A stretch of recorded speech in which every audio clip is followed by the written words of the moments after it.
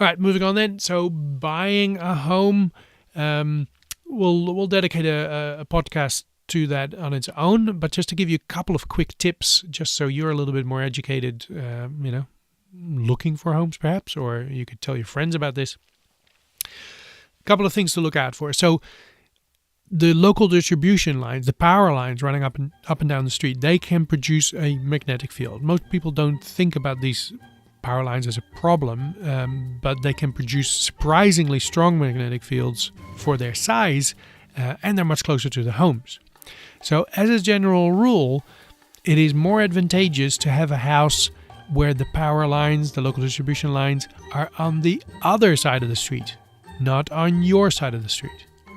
If it's a newer development and they've put the power underground, which is actually a bonus, which is better than above ground, but the magnetic fields will still come off it if they're there.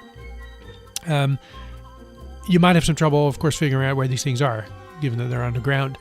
It is not a complete black and white rule, but as a general indication, they tend to be on the side of the street where the street lighting is. So if it's underground power, you typically want to have the house on the other side of the street lighting. And secondly, the meter box or the fuse box, the position of that is also important. You ideally don't want it on a wall of the bedroom. You want it somewhere else. The garage would be great, but not on your wall because there's a lot of wiring there. It can be hard to mitigate against the electric fields.